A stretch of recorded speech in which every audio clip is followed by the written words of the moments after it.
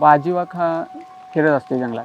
February अखेर तिथे हे आलेली डरकाळी ऐकली. कोयनेच्या बाजीचे कोकणातून देखील फोटो टिपले गेलेत.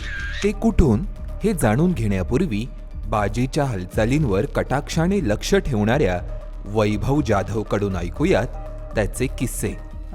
2024मध्ये वाघाचा पहिला ठसा भेटलेला, पण तो क्लिअर नव्हता. म्हणजे आपण डायरेक्ट म्हणू शकत नाही वाघाचा आहे. एक ठसा मोठा भेटला ठसा, पुढे जंगल लागलं, पुढे त्याचं काय हे नाही. नोव्हेंबर अखेरीस भेटलेला 2024.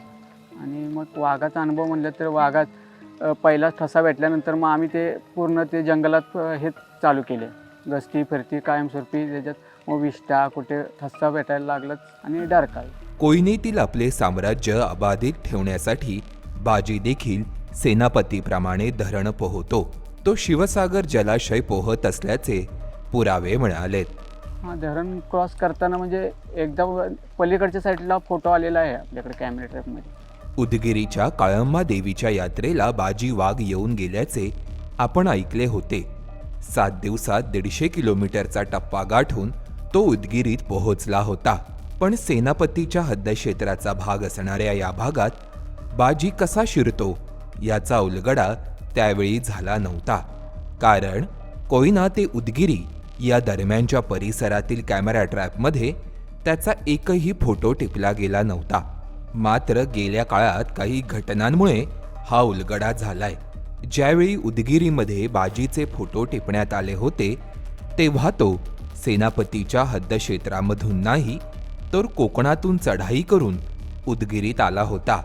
रत्नागिरी जिल्ह्यातून संगमेश्वर तालुक्यामधून बाजी वाघाचा फोटो हा दरम्यानच्या काळात एका खाजगी संस्थेच्या कॅमेरा ट्रॅपमध्ये टिपला गेला.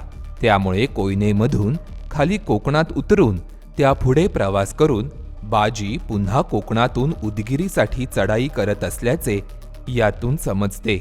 महत्त्वाचे म्हणजे सेनापतीचे हद्दक्षेत्र टाळण्यासाठी बाजी एवढी कसरत करत असल्याचे लक्षात येते.